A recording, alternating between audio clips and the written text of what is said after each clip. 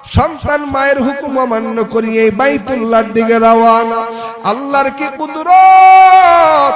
ওই বছর মা দুনিয়ার থেকে বিদায় নিয়ে কবরের বাসিন্দা হয়ে গেছে। মা যখন কবরের ভিতরে চলে গেছেন, আর এদিক দিয়ে সন্তান বাইতুল্লাহ তওয়াফ করতে যায়।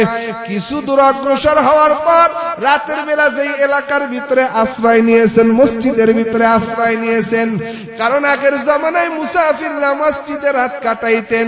ওই জামানায় এমন চোর ছিল না যেই চোরেরা মসজিদের কোরআন শরীফের উপরে পা রাখিয়া তারপরে মসজিদের মাইক নিয়ে যায়, মসজিদের ঘড়ি নিয়ে যায়, এমনকি মসজিদের ফ্যান খুইলেও নিয়ে যায়। কথা বলেন ঠিক কিনা?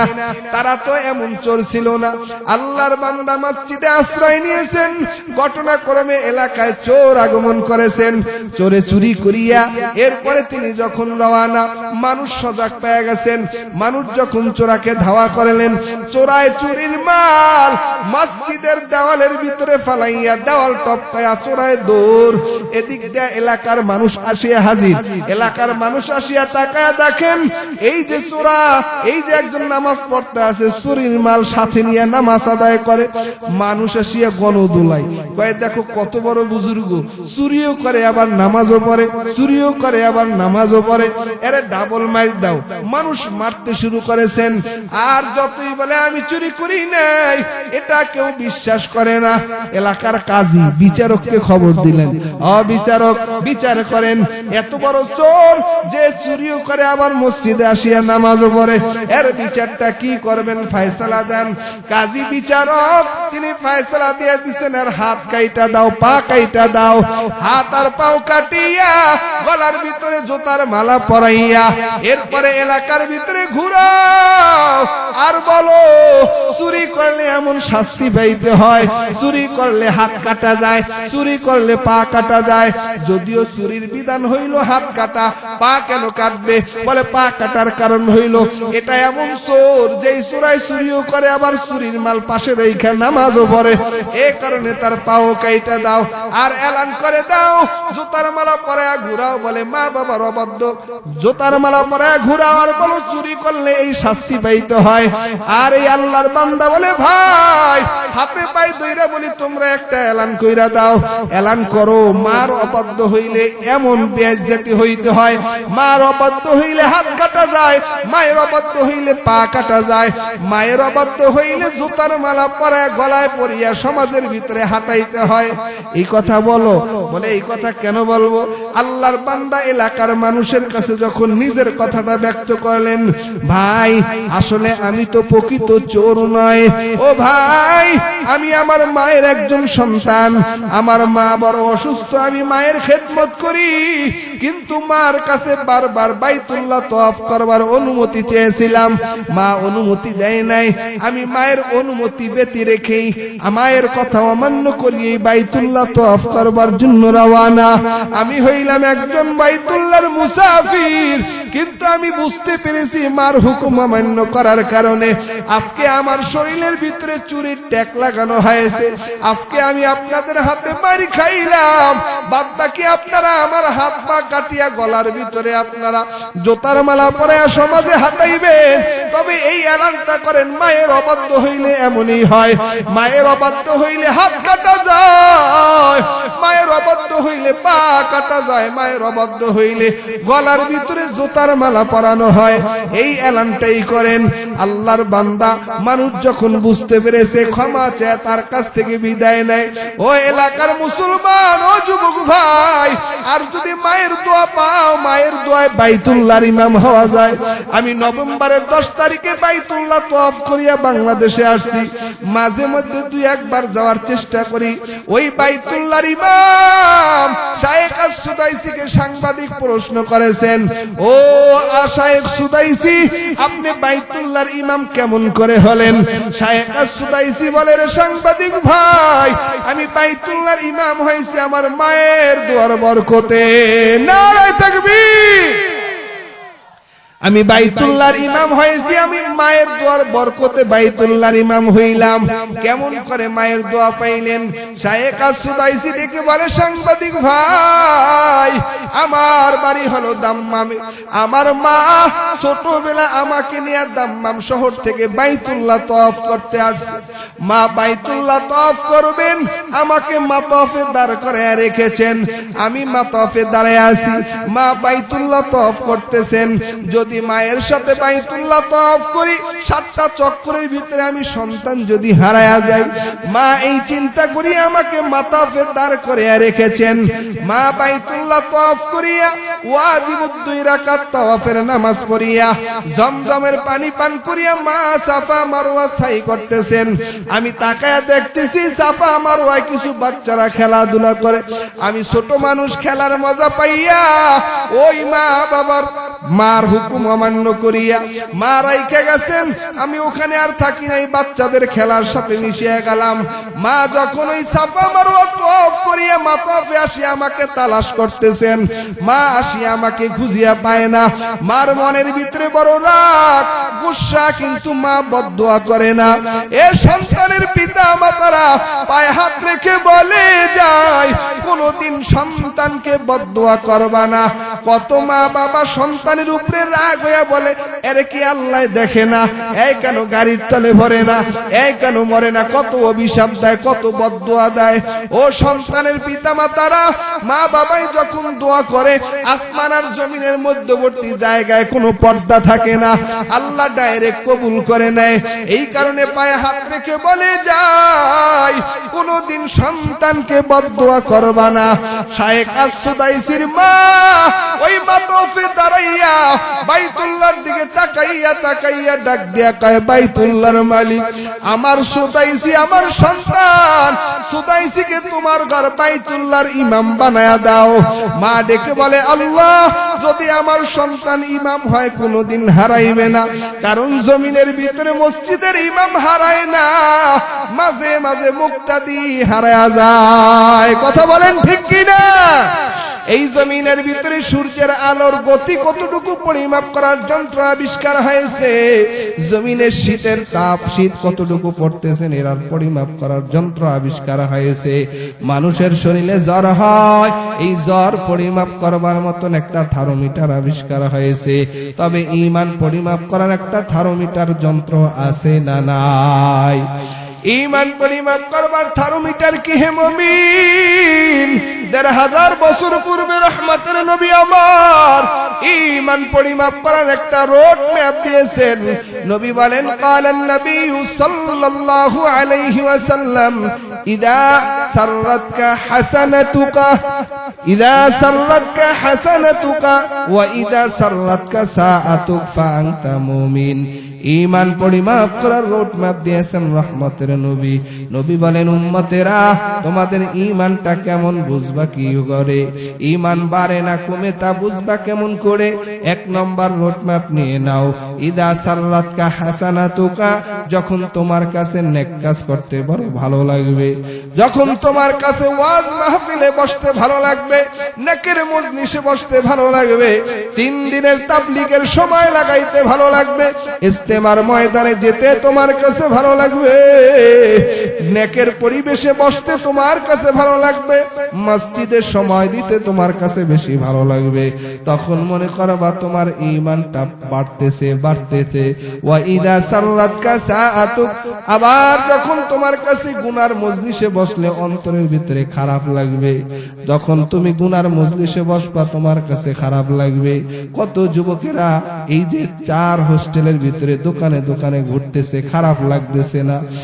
ভাই, যখন তোমার কাছে গুনার পরিবেশে গেলে অন্তরের ভিতরে খারাপ লাগবে, তখন তুমি মনে করবা ফাআনতা মুমিন, তখন তুমি মুমিন। কিন্তু যখন গুনার কাজ তোমার কাছে খারাপ লাগবে না, নেকের কাজ তোমার কাছে খারাপ লাগবে, তখন বুঝবা তোমার ঈমানের ভিতরে ঝামেলা আছে। কথা বলেন ঠিক কিনা? অনেকে চিন্তা হলে এত ওয়াজ মাহফিল লাগে কি করতে, কিসের ওয়াজ মাহফিল বসলে কি হবে? না, ওয়াজ মাহফিলে বসলে নগদ দুইটা ফায়দা হয়।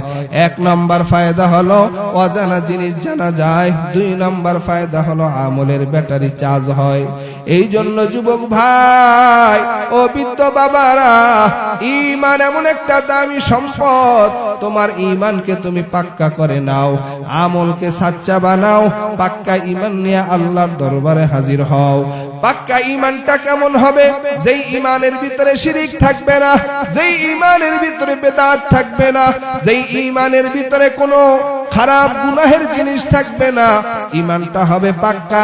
পাক্কা ঈমান নিয়ে যদি সরিষার দানাও পরিমাণ হয়, জবের বিচি পরিমাণ ঈমানটা নিয়েও যদি আল্লাহর দরবারে হাজির হও, আল্লাহর দরবারে জবের বিচি পরিমাণ ঈমান নিয়ে হাজির হইলে আল্লাহ পাক এই দুনিয়ার 10 দুনিয়ার সমান জান্নাত দান করবে। কারণ এই দুনিয়া হলো আখিরাতের সামান সঞ্চয় করবার একটা জায়গা। আর দুনিয়া মাজরাআতুল আখিরা, এই দুনিয়া থেকে আখিরাতের সামান সঞ্চয় করে নাও। এরে যুবক আল্লাহর গোলাম, এ কারণে নবীরা ঈমানের দাওয়াত দিয়েছেন। নবী বলেন বেশি বেশি তোমরা ঈমানকে নবায়ন করো, এ ঈমানদারেরা ঈমানকে নবায়ন করো। আল্লাহর রাসূলের জবাবে সাহাবায়ে কেরাম বলেন, ও পয়গম্বর, কিভাবে আমরা ঈমানকে নবায়ন করব? আল্লাহর রাসূল বলেন, ও সাহাবীরা, তোমরা বেশি বেশি লা ইলাহা ইল্লাল্লাহ পড়ো, কারণ লা ইলাহা ইল্লাল্লাহ পড়লে আল্লাহ পাক তোমাদেরকে জান্নাত দিয়ে দেবেন, জিন্দেগীর গুনাহ মাফ হয়ে যাবে। নবীজির দরবারে একজন ব্যক্তি এসে হাজির, একজন ব্যক্তি নবীর দরবারে বসা। নবী বলেন, ও ভাই, তুমি ঈমান আনো, তোমার সব গুনাহ আল্লাহ মাফ করে দিবেন। আল্লাহর বান্দা বলে, ও পয়গম্বর, আমার জিন্দেগীর সব গুনাহ যদি মাফ হয়ে যায়, তবে আমার মন সাক্ষী দেয় আমি জীবনে এমন একটা অপরাধ করেছি, গুনাহ করেছি, আমার এই অপরাধের কোনো ক্ষমা মনে হয় হবে না, আমার এই অপরাধ আল্লাহ তাআলা মাফ করবেন না। আল্লাহর রাসূল বলেন, এমন কি অপরাধ তুমি করেছো যে তোমার গুনাহ আল্লাহ মাফ করবে না? আল্লাহ পাক পাহাড় সমপরিমাণ গুনাহকেও ক্ষমা করে দিবেন, মরুভূমির বালু কণার ন্যায় যদি গুনাহ হয় তাও মাফ করে দিবেন। এই ক্ষমতা আল্লাহর আছে না নাই? ইন্নাল্লাহা আলা কুল্লি শাইইন কাদির।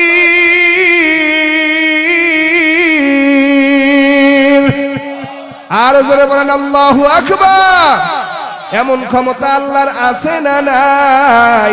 আল্লাহ পাক ইচ্ছা করলে সব গুনাহ মাফ করে দিবেন, কিন্তু আল্লাহর বান্দা বলে, না পয়গম্বর, আমার মন বলে আমি এমন এক অপরাধ করেছি যে অপরাধ আল্লাহ ক্ষমা করবে না। পয়গম্বর ডেকে বলে, রে ভাই, এমন কি অপরাধ করেছো তোমার অপরাধের ক্ষমা হবে না? আল্লাহর বান্দা বলে, পয়গম্বর, আমি আমার বাসার থেকে ব্যবসার কাজের জন্য অনেক দূরে সফর করলাম, আমার স্ত্রীকে আমি গর্ভবতী রেখে গেলাম, সন্তান সম্ভবা। আমি আমার স্ত্রীকে আমার বিদায়ের সময় বলে গেলাম, ও বিবি আমার, তোমার গর্ভ থেকে যদি পুত্র সন্তান হয় রেখে দিবা, কন্যা সন্তান হইলে হত্যা করে ফেলবা। কারণ এমন একটা জমানা অতিবাহিত হয়েছে যেই জমানায় কন্যা সন্তান হওয়াটা অপমান করছিল, যেই জমানায় কন্যা সন্তান ভূমিষ্ঠ হইলে লজ্জাস্কর মনে হইত। আল্লাহর বান্দা তার বিবিকে ডেকে বলে, বিবি আমার, আমি ব্যবসার কাজের জন্য বহু দূরে যাই, তোমার গর্ভ থেকে যদি নেক সন্তান ভূমিষ্ঠ হয়, পুত্র সন্তান হয় রেখে দিবা, আর যদি কন্যা সন্তান হয় হত্যা করে ফেলবা। কথাটা বলার পর আল্লাহর বান্দা ঘর থেকে বিদায় নিলেন। বিদায় নিয়ে ব্যবসার কাজের জন্য বহুদূর সফর করলেন। দীর্ঘ 6, 7, 8 বছর পরে আল্লাহর বান্দা যখন ঘরের ভিতরে পদার্পণ করছেন, আসার পরে তিনি বলেন, আমার ঘরে তোমার পেট থেকে এমন কি সন্তান তুমি জন্ম দিয়েছো? আল্লাহর বান্দি খুশি মনে স্বামীকে ডেকে বলেন, স্বামী আমার, আমি তোমার রেখে যাওয়া আমানত, আমার পেট থেকে আমি একটা কন্যা সন্তান ভূমিষ্ঠ করেছি। এই কন্যা সন্তানটা তো সুন্দর, যার চেহারার দিকে তাকাইলে তোমার চেহারার প্রতিচ্ছবি মনে হয়, এই কারণে আমি তার নামকরণ করেছি জামিলা। এই মেয়েটা বড় সুন্দর, এই মেয়েটার চেহারার সাথে তোমার চেহারার বড় মিল পাওয়া যায়। বাবার চেহারার সাথে কন্যার চেহারার বড় মিল। এই মিল রেখে আমি নাম রেখেছি জামিলা। এই জামিলা নামের অর্থ হলো সুন্দর। আল্লাহর বান্দি যখন জামিলা নামকরণ করেছেন, কিন্তু দেখা যায় বাবা তাকেও দেখে তার মেয়েটাকে তার চেহারার মতোই দেখা যায়। এত সুন্দর মানুষ, কিন্তু আল্লাহর বান্দা মনের ভিতরে একটা যন্ত্রণা, না আমি আমার এই মেয়েকে দুনিয়ার জমিনে বাঁচিয়ে রাখবো না। কিন্তু মেয়েটা যখন বাবাকে পাইলেন, এত আদর করলেন, মায়া করলেন, মহব্বত করলেন, মেয়েটা বাবার জন্য বড় দেওয়ানা, বাবাকে ভালোবাসেন। কারণ এই জমিনের ভিতরে মেয়েরা বাবাদেরকে এত মহব্বত করেন। মেয়ে যখন উপযুক্ত হয় বিবাহ দেয়, ঘর ফ্যামিলির সবাই বিবাহ দিতে রাজি হইল, বাবারা যদি মেয়ের ভালোবাসা বুঝতো বাবাই বিয়ে দিতে রাজি হইতো না। একটা মেয়ে বড় হইলেই বাবার সামনে আগায় আসে, তার কাপড়টা ধুয়ে দেয়, তার গামছাটা আগায় দেয়, দেয় কি দেয় না? হ্যাঁ, আবার বাবা মেয়ের জন্য অপেক্ষা করে। কিন্তু এমনও জালেম বাবাই জমিনের ভিতরে আছে, ছেলেদেরকে জমিনের সয় সম্পদ ভাগ বাটোয়ারা করে দেয়, মেরাজ থেকে মেয়েদেরকে বঞ্চিত করে। এমন জালেম পিতা আছে না নাই? এই জমিনে মেয়েরা বড় বাবাদেরকে মহব্বত করে। ও পর্দার আলের মা, মাইকের আওয়াজ কানে যায়, আম্মা জান, আল্লাহর বান্দা জালিম অপরাধী এই মেয়েটাকে নিয়ে একদিন পথ চলতেছেন, বহুদূর পথ, এভাবেই মরুভূমির পথ, মরুভূমির অঞ্চলে চলতেছেন। চলতে চলতে বাবা ঘামিয়ে যায়, মেয়েটা তাকে এত সুন্দর করে ঘাম মুছে দেয়, এই গালে চুমা খায়, ও গালে চুমা খায়। মেয়েটা চুমো খায় আর বাবাকে বলে, বাবা তোমার মনে হয় কষ্ট হইতেছে। বাবা ওই মরুভূমির প্রান্তে হাজির হইয়া এমন ভাবে একটা গর্ত খনন করা শুরু করেছেন। বাবা যখন গর্ত খনন করে, বাবার গর্ত খনন করার পর এই গর্ত খনন করতে যাইয়া ধুলা বালু যখন বাবার চেহারার ভিতরে লেগে যায়, ধুলা বালু যখন বাবার শরীরে লেগে যায়, আল্লাহর বান্দি জামিলা নামক ছোট্ট মেয়েটা বাবার শরীর থেকে ধুলা বালু দূর করে দেয়, ধুলা বালু মুছে দেয়, আর বাবাকে আদর করে, আর বলে, আব্বু তোমার মনে হয় কষ্ট হইতেছে, আমি তোমার কাজের সহযোগিতা করি। এভাবে মেয়েটা বাবার কাজে সহযোগিতা করতেছেন, আর মেয়েটা বাবাকে আদর করে। কিন্তু বাবা পাষণ্ড হৃদয় নিয়ে গর্ত গভীর গর্ত খনন করিয়া বাবায় গর্ত থেকে যখন উঠিয়া যায়, গর্ত থেকে উঠিয়া বাবা তার মেয়েটাকে গর্তের ভিতরে ধাক্কা মারিয়া ফালায়া দেয়। এই জমিনের ভিতরে অনেক জালেম মা বাবা আছে, অনেক মা আছে যার অপরাধ সন্তান দেখার কারণে সন্তানকে হত্যা করে ফেলে, আছে না নাই? জোরে বলেন। এই বাংলাদেশে এমন জালেম মহিলা আছে, মা আছে, বাবা আছে, যারা সন্তান মা বাবার অপরাধ দেখে ফেলেছে, অনৈতিক কাজে লিপ্ত হয়েছে, দেখে ফেলেছে, মা বাবা সন্তানকে হত্যা করে ফেলেছে। কিন্তু দেখা যায় এই মেয়েটা তো বাবার অনৈতিক দেখে নাই, বাবা বড় জালেম, পাষণ্ড হৃদয় নিয়া বাবা যখন তাকে গর্তের ভিতরে ধাক্কা মারিয়া ফালায়া দিলেন, ধাক্কা মারিয়া ফালায়া দিয়ে ক্ষান্ত হন নাই, বাবা তার শরীরের উপরে পাথর মারা শুরু করছেন। পাথর যখন শরীরে মারলেন, পাথরের আঘাতে ছোট্ট নাবালেগা মেয়েটা শরীর থেকে ফিনকি দেয়া রক্ত বের হতে শুরু করলো। রক্ত যখন বের হয়, মেয়েটা করুণ সুরে কান্নার আওয়াজ দিয়া বলে, আব্বু বুঝিছি তুমি আমাকে দুনিয়াতে আর রাখবা না, বিদায় করে দিবা, তবে বাবা আমি তোমার কাছে আমার জানটা ভিক্ষা চাই, আমি তোমাকে বাবা বলে পরিচয় দিব না, আমি তোমার এলাকায় আর থাকবো না, বহুদূর চলে যাব। ও বাবা তুমি আমার জানটা ভিক্ষা দাও, আমি তোমার নাম আর নিব না রে বাবা। কিন্তু পাষণ্ড বাবা তার মেয়েটার উপরে এত জুলুম করেছেন, পাথর মেরে মেরে হত্যা করে ফেললো। পাথর মেরে হত্যা করে ফেলেছে, মেয়ের রক্ত এসে বাবার শরীরে লেগেছে। মেয়ে যে বারবার বলেছে, আব্বু আমাকে বিদায় দাও, আমার জানটা তুমি ভিক্ষা দাও, আমাকে দুনিয়ার থেকে বিদায় করে দিও না। এই বাবা যখন পাথর চাপা দিয়া মারিয়া এভাবে আসতেছেন, আর পিছন থেকে কানের ভিতরে আওয়াজ আসতেছে, বাবা তুমি আমাকে মারিও না, তুমি আমার জানটা ভিক্ষা দাও। আল্লাহর বান্দে নবীর সামনে বসা, আল্লাহর নবী শুনে আর নবীর চোখ বেয়ে বেয়ে পানি পড়তেছেন। এরপরে নবী বলেন, ভাই কালিমা পড়ো, মুসলমান হও, আল্লাহ পাক তোমার সব অপরাধ ক্ষমা করে দিবেন। আল্লাহর বান্দা কালিমা পড়লেন, মুসলমান হয়ে গেছেন। মুসলমান হওয়ার পর নাম সবার কাছে পরিচিত, তার নাম হলো দাহিয়াতুল কলবি। এই দাহিয়াতুল কলবি নবীর সাহাবী হওয়ার পরে মাঝে মাঝে জিবরাইল আমিন দাহিয়াতুল কলবির সূরত ধরে নবীর সামনে হাজির হইতেন, কারণ দাহিয়াতুল কলবির চেহারাটা ছিল বড় সুন্দর। দাহিয়াতুল কলবি এত সুদর্শন মানুষ ছিলেন, দেখতো আরবের মানুষ সুন্দর মানুষ ছিলেন। এই জন্য যুবক ভাই ও বৃদ্ধ বাবারা, আল্লাহ পাক বলেন, ইয়া আইয়ুহাল্লাযীনা আমানুত্তাকুল্লাহ, ও ঈমানদার নারী পুরুষের দল, এক নম্বরে তোমার ঈমানটাকে পাক্কা বানাও। পাক্কা ঈমান মানে ঈমানের ভিতরে শিরিক থাকবে না, বেদাত থাকবে না। ঈমানটা হবে একেবারে খালেস মুক্ত, শিরক মুক্ত ঈমান, বেদাত মুক্ত ঈমান। এই পাক্কা ঈমানদারকে আল্লাহ ডেকে বলেন, আমানুত্তাকুল্লাহ, আল্লাহর ভয় অন্তরের ভিতরে ঢুকাও। আজ এই জমিনের ভিতরে আমরা বসবাস করি, আল্লাহর ভয় আমাদের অন্তরের ভিতরে নাই। আল্লাহর ভয় আমাদের অন্তরে নাই, কিন্তু পাহাড় আল্লাহর ভয়ে কান্না করে। এই জমিনের ভিতরে অসংখ্য মাখলুক, উট আল্লাহর ভয়ে কান্না করে, আল্লাহর আযাবের ভয়ে কান্না করে। ও কিশোরগঞ্জের মুসলমান, ও যুবক ভাই, ও বৃদ্ধ বাবারা, কিন্তু আমাদের অন্তরে আল্লাহর ভয় নাই। যদি আল্লাহর ভয় থাকতো, কখনো আমরা আল্লাহর হুকুমের বিরোধিতা করতে পারতাম না। আল্লাহর ভয় যদি আমাদের অন্তরে থাকতো, নামাজ বাদ দিতে পারতাম না। আল্লাহর ভয় যদি অন্তরে থাকে, মহিলারা বেপরদায় চলতে পারে না, স্বামীর সাথে নাফরমানি করতে পারে না। কথা বলেন ঠিক কি না?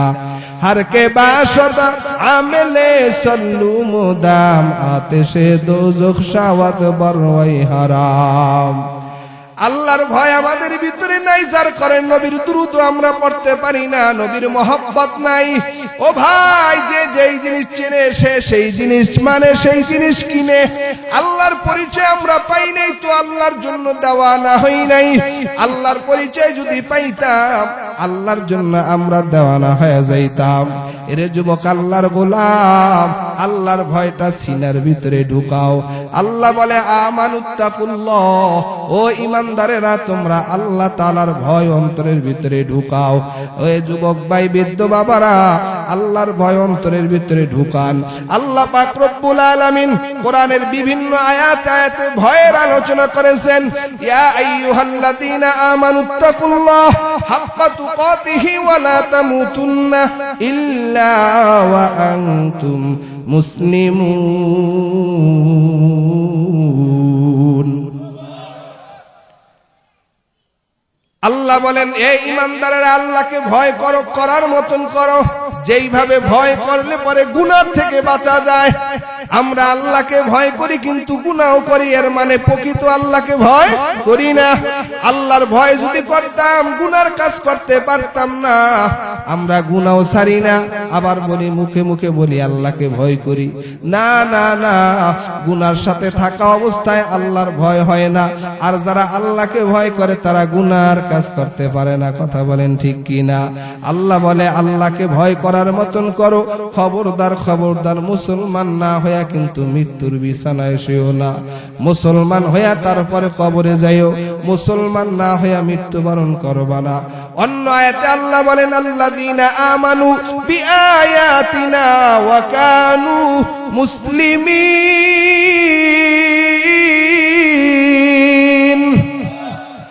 আল্লাহ বলে ঈমান আনো আর মুসলমান হইয়া কবরে যাও। খবরদার, ঈমানদার আর মুসলমান না হইয়া কিন্তু কবরে যাও না। মুসলমান শব্দের শাব্দিক অর্থ হলো আত্মসমর্পণ করা। কার উপরে আত্মসমর্পণ করব? বলে আল্লাহর উপরে আত্মসমর্পণ করব, আল্লাহর কাছে নিজের সব কিছু ছেড়ে দিব। কালিমা লা ইলাহা ইল্লাল্লাহ মুহাম্মাদুর রাসূলুল্লাহ, এই কালিমার লাগাম যখন মুখে লাগাইবা, কালিমার লাগাম মুখে লাগাইবার পর নিজের ইচ্ছা মতন আর চলতে পারবা না, ব্যক্তি স্বাধীনতা থাকবে না, বিবির ইচ্ছায় চলতে পারবা না, সন্তানের ইচ্ছায় চলতে পারবা না, সমাজের ইচ্ছায় চলতে পারবা না। চলতে হবে আল্লাহ এবং তার রাসূলের তরিকায়। ইবাদত হবে দুই জিনিসের সমন্বয়, এক হলো তাওহীদ আর এক হলো রিসালাত। তাওহীদ আর রিসালাত ব্যতীত ইবাদত হবে না। মুসলমানের ঘরে জন্ম নিলেই মুসলমান হওয়া যায় না, মুসলমানের ঘরে জন্ম নিলেই মুসলমান হওয়া যায় না। যেমনি ভাবে ডাক্তারের ঘরে জন্ম নিলেই ডাক্তার হওয়া যায় না, ইঞ্জিনিয়ারের ঘরে জন্ম নিলেই ইঞ্জিনিয়ার হওয়া যায় না। যদি ডাক্তার হতে হয় ডাক্তারি পড়িয়ে তারপরে ডাক্তার হতে হয়। কথা বলেন ঠিক কি না? মুসলমানি বুয়াত গরদান নেহাদান এনানে খুদবা দস্তে খাজাদাদান গর্ব সুরত আদমি ইনসাবুদে আহমদ বু জাহলো হাম এক সাবুদে আদমিরা আদমিয়ত লাজিমাস উর্দেরা গর্বু নবাশত হয় জামাস। চন্দন কাঠ থেকে যদি ঘেরান না আসে, ওই চন্দন কাঠ কাঠ হিসাবে বিবেচিত হবে না। এরে মুসলমান, মুসলমানের ঘরে জন্ম নিলেই মুসলমান হওয়া যায় না। মুসলমান যদি হতে হয় আল্লাহর হুকুম নবীর তরিকা মেনেই হতে হবে। আল্লাহর হুকুম নবীর তরিকায় না মানলে মুসলমান হওয়া যায় না। কথা বলেন ঠিক কি না? আল্লাহর ভয় ইমানদারেরা ঢুকাও। আল্লাহ পাকের ভয় যদি অন্তরে থাকে গুনার কাজ করা যায় না। আল্লাহর ভয়ে উট কান্না করেন। নবীর দরবারে সাহাবী এসে অভিযোগ দায়ের করলেন, ও পয়গম্বর, আমার উট আমাকে নিয়ে বোঝাও বহন করে না, আমার উট আমার খাবার খায় না, আমার বোঝাও বহন করে না, আমাকে নিয়ে সওয়ারও হয় না। উট কান্না করতেছেন, উট সব সময় কান্না করে। আল্লাহর পয়গম্বর বলেন, ও সাহাবী, আমি এক পক্ষের কথা শুনে বিচার করতে পারি না, দুনো পক্ষের কথা শুনতে হবে।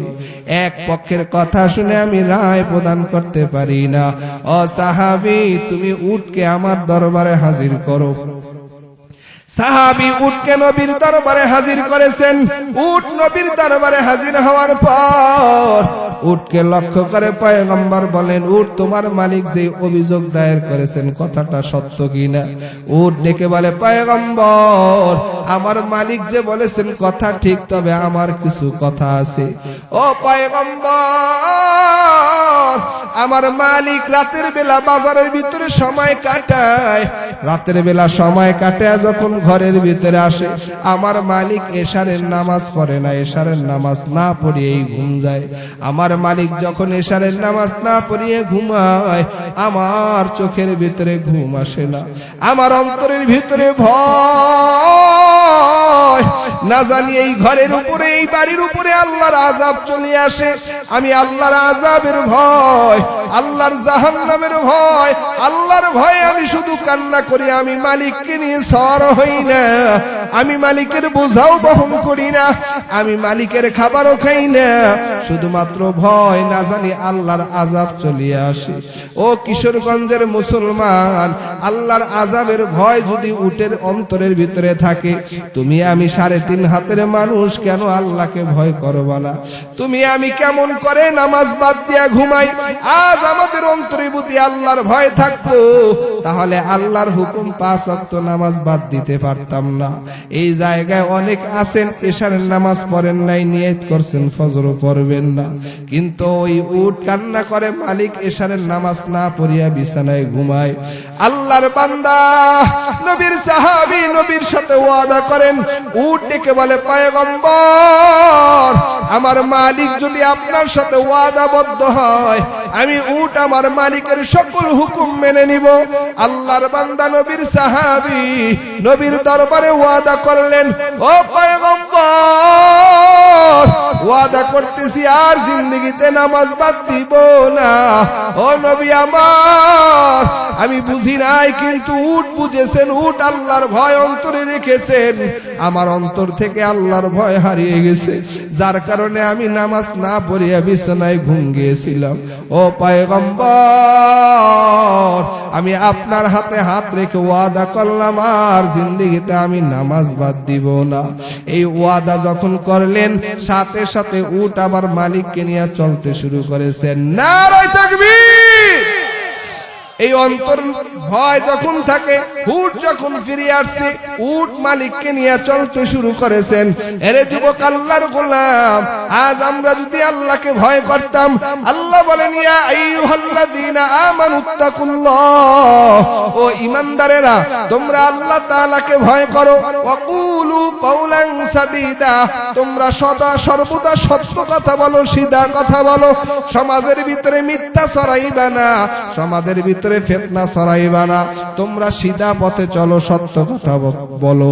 আজ আমাদের জবানে সত্য কথা নাই। নবী বলেন as-সিদকু ইউযি ওয়াল কিযবু ইউহলিক, সত্য মানুষকে বিজয় করে দেয়, মিথ্যা মানুষকে ধ্বংস করে দেয়। কিন্তু আজ আমরা অহরহ মিথ্যা বলি, সত্য মোটে বলতে পারি না। কথা বলেন ঠিক কি না? আল্লাহ বলেন ওয়াকুলু কাওলান সাদীদা, তোমরা যদি সদা সর্বদা সত্য কথা বলো, সিধা পথে চলো, আল্লাহ পাক তোমাদের পুরস্কৃত করবেন। কি পুরস্কার দিবেন? আল্লাহ বলেন ইসলিহ লাকুম আমালাকুম, আল্লাহ তোমার আমলকে সুন্দর করে দিবেন। ওয়া ইয়াগফির লাকুম যুনুবাকুম, আল্লাহ তোমার সব অপরাধ ক্ষমা করে দিবে। এই মজলিসে অনেক আছেন, অনেকের মা নাই, অনেকের বাবা নাই। এ যুবক ভাই, বৃদ্ধ বাবারা, ওই মা বাবা যার কবরে আল্লাহর ভয় যার সিনার ভিতরে থাকবে, সে আল্লাহর হুকুম মানবে। আল্লাহর হুকুমের ভিতরে একটা হুকুম হইল মা বাবার খেদমত করা। কথা বলেন ঠিক কিনা? আজ অন্তরে মা বাবার খেদমত নাই, মা বাবার মহব্বত নাই। এই জমিনের ভিতরে যদি কেউ তিনটি জিনিস চায়, এক নম্বরে সুন্দর একটা পবিত্র হায়াত, হায়াত দৌলত আর ইজ্জত, হায়াত দৌলত ইজ্জত, আর এই তিনটা জিনিস যে চায়, সে যেন মা বাবার থেকে দোয়া নেয়। মা বাবার দোয়া ব্যতীত হায়াতও পাইবে না, ইজ্জতও পাইবে না, দৌলতও পাইবে না। কারণ মা বাবার দোয়া লাগবে হায়াত পাইতে, ইজ্জত পাইতে, দৌলত পাইতে। আজ আমাদের হায়াতের অবস্থাও ভালো না, দৌলতের অবস্থাও ভালো না, ইজ্জতের অবস্থাও ভালো না। এই জমিনের ভিতরে যারা হায়াত দৌলত ইজ্জত পাইছেন, তো মা বাবার দোয়ার বরকতে পাইছেন। ও পর্দার আলের মা বোনেরা, ও যুবক ভাই, ও বৃদ্ধ বাবারা, যার মা বাবা আছে, যুবক ভাই, মা বাবার সাথে তুমি খারাপ আচরণ করবা না। কারণ এই জমিনে অনেক মা বাবা বড় অসহায়, সন্তানরা ঢাকা শহর ফ্ল্যাট বাসা ভাড়া নিয়ে রাত দিন কাটায়। গ্রামের বাড়িতে মা বাবা শীতের রাত্রে এভাবে শীত কাটায়, শীতের পোশাকও নাই, শীতের ভিতরে খাবারও নাই, এমনকি ঠান্ডা পানিটা গরম করে দেবে, গরম করে দেওয়ার মতন একটা মানুষ নাই। আছে না নাই?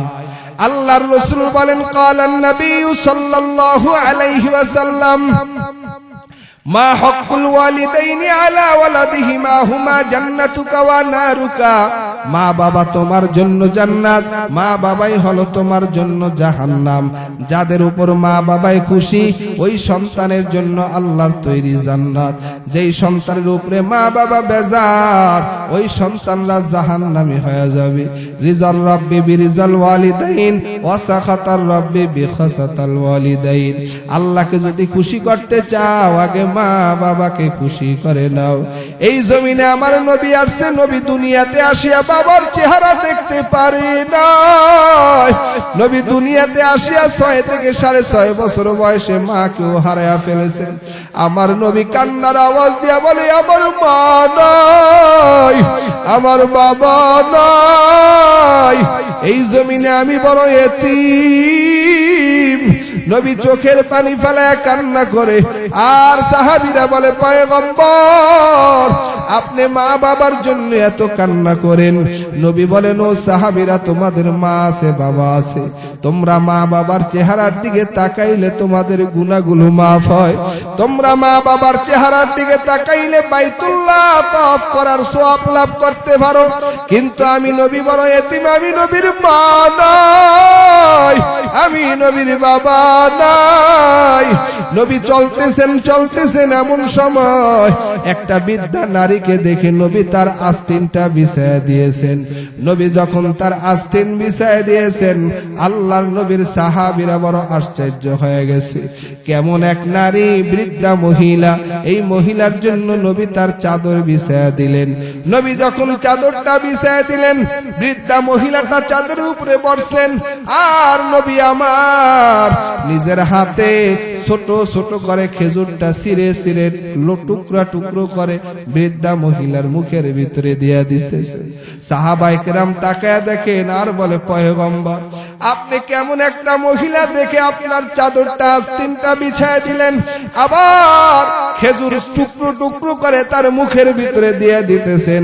এই মহিলার পরিচয় কি? এই মহিলাটাকে আল্লাহর রাসূল বলেন, সাহাবী, সে আমার যদিও গর্ভধারণী মা না, সে আমার গর্ভধারণী মা না, আমি তার পেটে হই নাই, সেও আমাকে পেটে নেয় নাই, কিন্তু আমি নবী তার দুগ্ধ পান করেছি। আল্লাহু আকবার। আমি তার দুগ্ধ পান করেছি। তার বাড়ি হলো তায়েফে, আর আমার বাড়ি হলো মক্কার জমিনে। সার আমি দুগ্ধ পান করেছি, সে হলো আমার দুধ মা হালিমা। এই হালিমাতুস সাদিয়া, আমি তার দুগ্ধ পান করেছি। হালিমাতুস সাদিয়াকে নবী এত খেদমত করলেন। নবী বলেন, যদি আমার মাকে পাইতাম, আমার বাবাকে পাইতাম, তাহলে আমি আমার মন থেকে জীবনে তাদের খেদমত করে দিতাম। আজকে যাদের মা বাবা পাইছেন, মা বাবার খেদমত করতে পারেন না, মা বাবার থেকে দোয়া নিতে পারেন না, মনে রেখেন হাকিমুল উম্মত মুজাদ্দিদে মিল্লাত মাওলানা আশরাফ আলী থানভী রাহমাতুল্লাহ আলাইহি বলেন, যারা মা বাবার খেদমত করবা, আল্লাহ নগদ তাদেরকে 5টা পুরস্কার দান করবে। কয়টা? 5টি পুরস্কার দান করবে। 1 নম্বর পুরস্কার হলো আল্লাহ তোমাকে একটা সুন্দর হায়াত দান করবেন। 2 নম্বর, তোমার ঘরের ভিতরে কঠিন কোনো মুসিবত দিবেন না। 3 নম্বর, আল্লাহ পাক রব্বুল আলামিন তোমাকে ইজ্জতের রিজিক দান করবেন। 4 নম্বরে আল্লাহ তোমাকে ঈমানে হালতে মৃত্যু দান করবেন। 5 নম্বরে তোমার হিসাব কিতাব সহজ করে আল্লাহ জান্নাতে পৌঁছায় দিবেন। পক্ষান্তরে যারা মা বাবার সাথে খারাপ আচরণ করবা, মা বাবার সাথে সুন্দর ব্যবহার করবা না, মা বাবার খেদমত করবা না, শুনে নাও, ওই মা বাবার যারা খেদমত করবা না, তাদের জন্য কঠিন শাস্তির ঘোষণা। ঈমান নিয়ে মরতে পারবা না, ঈমানে হালতে মৃত্যুবরণ করতে পারবা না। এ সন্তানের পিতামাতারা, কত পিতামাতারা চোখের পানি ফেলায় কান্না করে আর বলে, হুজুর একটু মা বাবার খেদমতের বিষয়ে কথা বলবেন, মা বাবার খেদমতের বিষয়ে ওয়াজ করবেন। কিন্তু সমস্যা হলো, আমরা যখন বিয়ে করি তখন ভালো মাইয়া বিয়া করি না। যদি নেককার মাইয়া বিয়া করতাম, কোরআন পড়নেওয়ালা মেয়ে বিয়া করতাম, নামাজি ধার্মিক দিনদার মেয়ে বিয়া করতাম। দিনদার মেয়ে বিয়া করলে 3টি লাভ, বদকার মেয়ে বিয়া করলে 3টা ক্ষতি। দিনদার মেয়ে বিয়া করলে যেই 3টি লাভ, 1 নম্বর লাভ হলো দিনদার নেককার মেয়ে কখনো স্বামীর অবাধ্য হইবে না। আজ আমরা সুন্দর দেখা বিয়া করি, স্বামীর সেবা করতে চায় না। কথা বলেন ঠিক কিনা? নেককার মেয়ে বিয়া করলে 3টি লাভ। 1 নম্বর লাভ হলো নেককার স্ত্রী কখনো স্বামীর অবাধ্য হবে না।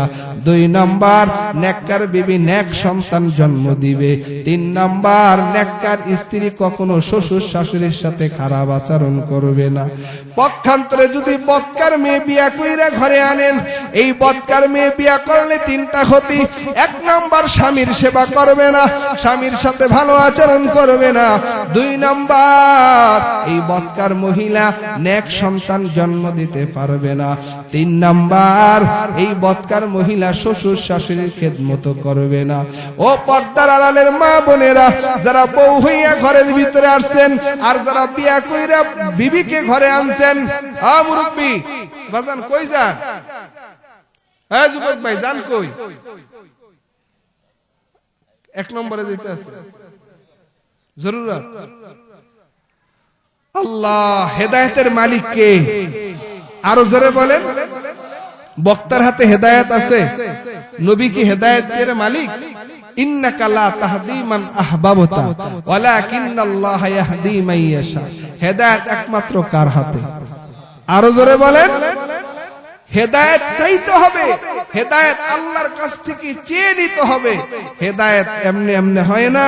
হেদায়েত কখনকার হয় বলা যায় না। আল্লাহর কাছ থেকে হেদায়েত চাওয়া, দোয়া করে, আল্লাহ আপনি আমাদেরকে হেদায়েত দান করেন। হেদায়েতের দোয়া চাই করতে হবে কার কাছে? আরো জোরে বলেন। আল্লাহর কাছে হেদায়েতের দোয়া করতে হবে, আল্লাহ আপনি আমাদেরকে হেদায়েত দেন। বলেন আপনাদের এলাকায় মুসলমানের সংখ্যা বেশি না বেঈমানের সংখ্যা বেশি? হ্যাঁ, আজকে শীতের অজুহাত দেখান। আপনি যখন মারা যাবে শীতের অজুহাত দেখে আপনাকে কেউ কবরে নামাবে না। কি কর? মরতে হবে কি হবে না? কঠিন গরমও মানুষ মরলে তাকে কি কবর দেওয়া হয় কি হয় না? কঠিন বৃষ্টি বজ্রপাত হইল মানুষ মারা গেলে তাকে কবরে দেওয়া হয় কি হয় না? আপনি মনে করতেছেন হায় হায় শীত, এখন কোরআনের মজলিসে বসবো না, এখন রাত্র অধিক হয়ে গেছে, ওয়াজ শুনবো না।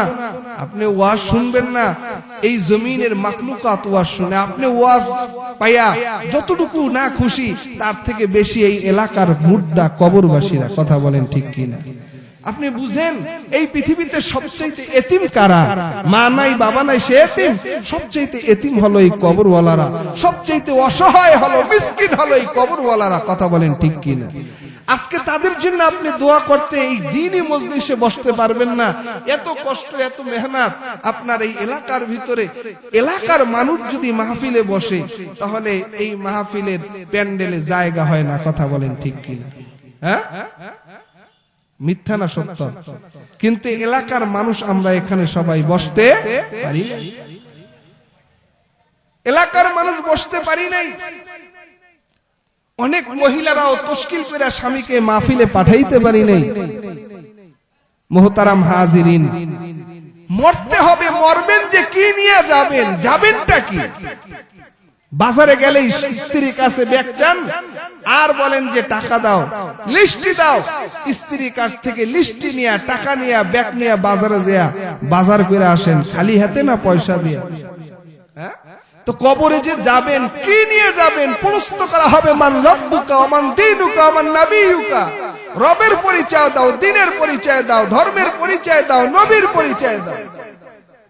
এখন আল্লাহকে ডাকবেন না, কখন ডাকবেন? জমিনে একবার কেউ আল্লাহ বলে ডাক দিলে আল্লাহ তার ডাকে 10 বার সাড়া দেয়।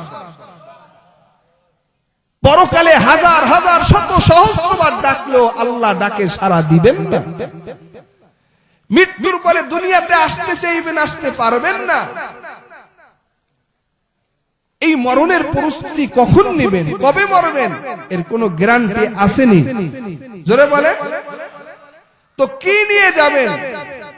কিছু নিয়ে যেতে হবে তো, খালি হাতে যাবেন? قال النبي صلى الله عليه وسلم إذا مات الإنسان انقطع عنه عمله إلا من ثلاثة إلا من صدقة جارية أو علم ينتفع به أو ولد صالح يدعو له। ও যুবক, দুনিয়ার থেকে মরবা কি নিয়ে কবরে যাইবা? ও সন্তানের পিতা মাতারা, কবরে যাইবা তো কি নিয়ে যাইবা? বলে 3টা জিনিস রেখে যাও। উপকৃত ইলম রেখে যাও। না না পারো নাই নেক সন্তান রেখে যাও। নেক সন্তানও রাখতে পারো নাই, একটু সহযোগিতার হাত বাড়ায়া যাও, দান কইরা যাও, তাও করতে পারো নাই। কি নিয়ে কবরে যাইবা? সন্তানকে আলেম বানাও, সন্তানকে মাদ্রাসায় পড়াও। এরে যুবক ভাই, ও বৃদ্ধ বাবারা, ও পর্দার আলের মা বোনেরা, মাইকের আওয়াজ কানে যায় আম্মা জান, এই জমিনে মা বাবা সন্তান থেকে যদি খেদমত পাইতে চাও, সন্তানকে দিন শিখাও, আদর্শ মানুষ বানাও। দাদাই দুনিয়ার থেকে বিদায় নিয়েছে, মৃত্যুর পূর্বে তার বৌমাকে বলে যায়, বৌমা তোমার গর্ভ থেকে যেই সন্তান আসবে এই সন্তানকে তুমি কোরআন পড়াবা, এই সন্তানকে মাদ্রাসায় দিবা, কোরআনের হাফেজ বানাইবা, কোরআনের আলেম বানাইবা, হাদিসের আলেম বানাইবা, নবীর সুন্নাহ শিখাইবা। এরে যুবক আল্লাহর গোলাম, ওই দাদাই যখন ইন্তেকাল করে কবরে চলে গেল, দাদার অপরাধের কারণে গুনার কারণে দাদাই কবরের ভিতরে জাহান্নামের ফেরেশতার হাতে গ্রেফতার হয়ে গেছেন। এদিক দিয়ে পুত্রবধূ একটা বাচ্চা সন্তান ভূমিষ্ঠ করলো, প্রসব করলো। এই সন্তানটা যখন বড় হয়, যখন তার বয়সটা 3, 4, 5 বছর হয়ে গেল, 4, 5 বছর বয়সে বাচ্চাটা নিয়ে মা মক্তবে মাদ্রাসায় তুলে দিল। মাদ্রাসার উস্তাদ যখন নুরানি মাদ্রাসার শিক্ষক যখন শুরু করেছেন, বিসমিল্লাহির রহমানির রহিম,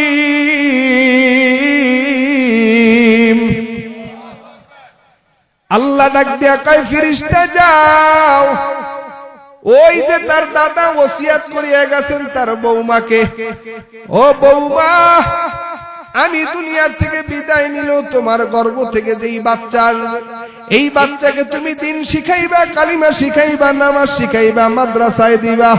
আজকে সেই সন্তান শিশু বাচ্চাটা মাদ্রাসায়, নুরানি মাদ্রাসায় যা বিসমিল্লাহির রহমানির রহিম পড়েছেন। ও ফেরেশতা যাও, ওই কবরে যাইয়া কবরবাসীর কবরের আযাবটা মাফ করে দাও।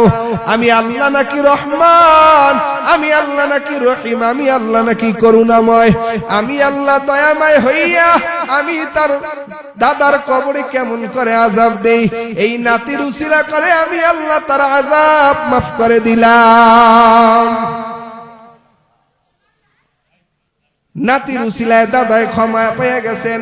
এরে যুবক আল্লাহর গোলাম, যেই কথাটা বলতেছিলাম, মা বাবার অবাধ্য হইলে তুমি মক্কা মদিনা তওয়াফ করলো লাভ হবে না। মা বাবার অবাধ্য হইয়া যদি নামাজ পড়ো নামাজ কবুল হবে না, রোজা রাখলে রোজাও কবুল হবে না, দোয়া করলে দোয়াও কবুল হবে না। আল্লাহর বান্দা মার একজন নেক ভক্ত সন্তান, কিতাবের ভিতরে লেখেন মা অসুস্থ সেবা করতেছেন, যখন বাইতুল্লাহর সময় আসে মা মার কাছে যায়, সন্তান মায়ের কাছে যায় বলে, মা বাইতুল্লাহর সময় আসছে, হজ্জে বাইতুল্লাহ, আমাকে হজ করার পারমিশন দেন, অনুমতি দেন। সন্তানকে মা বলে, সন্তান তুমি যদি এবছর হজ্জে বাইতুল্লাহ আদায় করতে যাও আর আমি মা যদি মারা যাই, বলো আমাকে কে জানাজা দেবে, কে কবরের ভিতরে রাখবে? আল্লাহর বান্দা হজের ভিতরে যাওয়ার পারমিশন পাইলেন না।